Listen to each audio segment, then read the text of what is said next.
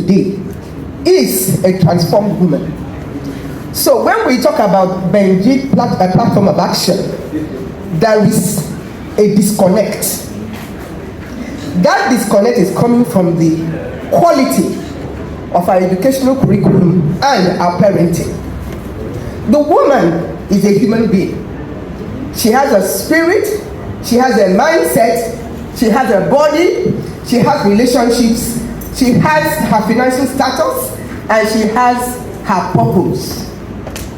So when we talk about women empowerment, equal rights, women participating in politics and leadership, how does it come about? Does it come about by wishful thinking? I can name a lot of women that I work with. Some of them are very passionate and impactful, and that is a lifestyle. They just didn't wake up one morning and became passionate and impactful. They committed to a lifestyle that made them to make their first things first and to make empowering choices in their lives. So why do I say it's the missing link? If we keep educating our young people with only A, B, C, ask them what they want to become. Oh, I want to be a doctor. I want to be a lawyer. Can you say you want to acquire wisdom and common sense? Can you say you want to be spiritually fulfilled? Can you say you want to be able to be intentional about your mindset so that negative mindset does not hold you hostage? If a woman is perpetually in negative mindset, is she going to accomplish her dreams? Answer me. So, that missing link, we need to introduce it into our educational and parenting. I had depression for 6 years. I married a very fantastic man. My husband is an encourager, an inspirer, and a motivator. My husband was a civil servant, so when I married him, I had to do some form of business to support in meeting the family needs. I was doing the business, being a professional medical doctor, but I was careless about my health. So I began to have stress-related symptoms: depression, panic attacks, severe indigestion, and fears and anxieties. Was I able to accomplish all my dreams? I actually literally collapsed in the office one day. You know, this sort of thing that happened to Onye Common. So what am I trying to say? We must introduce to the society continuous and constant personal development. It's called Kunai. So that you are actively improving yourself on a daily basis. If you call yourself a Christian or a Muslim, you're not just masquerading. You are trying to be an authentic Christian or Muslim, because if you're masquerading, it's going to be weakening your immune system. When you don't live what you profess, people don't even realize what it does to the body. If you are pretending to be a Christian and you have a lot of wickedness and a lot of negative emotions inside of you, you're not going to be a happy person, because you'll be feeling guilty. Secondly, many of us, we go to church. Chairman, I hope you're listening to me. We go to church. We listen attentively to the gospel. I love dancing to gospel music. I'll shake my body. As soon as I left the church at that time, I was sick. My negatively programmed mindset will begin to show me all the negatives in my life. I used to worry. That worry, what did it do to me? It made my blood acidic. When you worry so much and your stress level is high, if you eat, you're not going to be oxidizing the food for energy. You're going to be fermenting it. That is why in the society there is so much gas and digestive symptoms all over the place.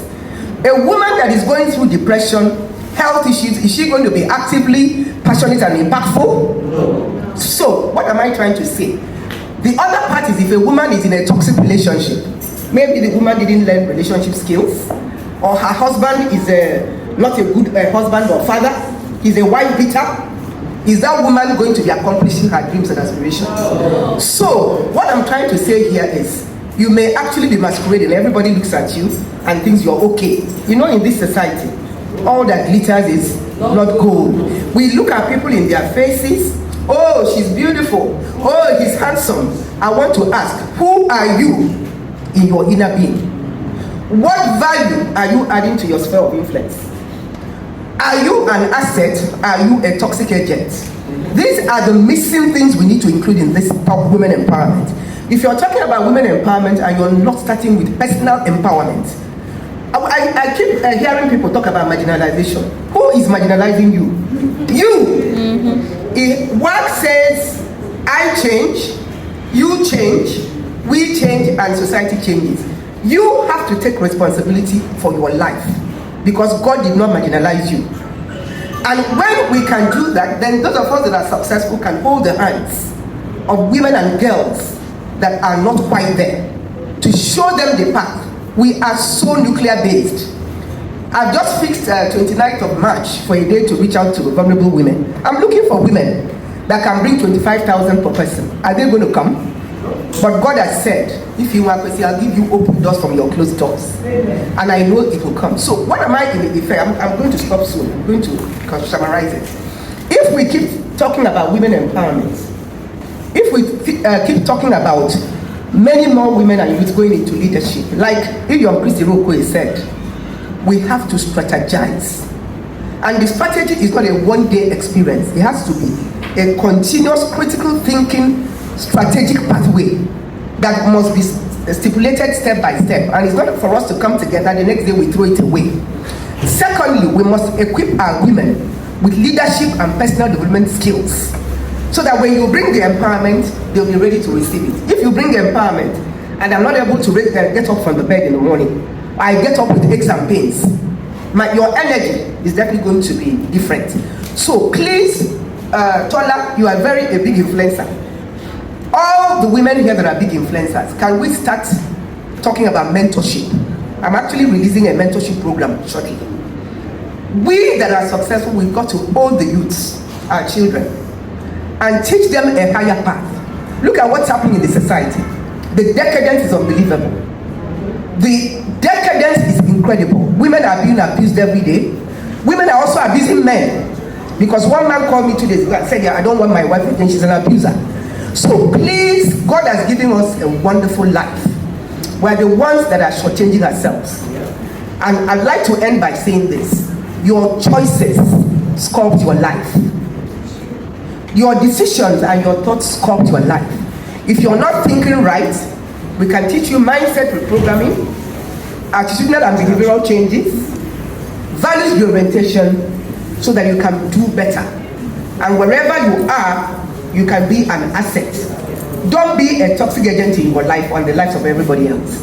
And I do pray that God will help us to continue going the higher path so that all of us can be assets to our lives, improve our Nigerian society, improve the citizenship and the leadership if they will agree, and Nigeria can become the giant of Africa.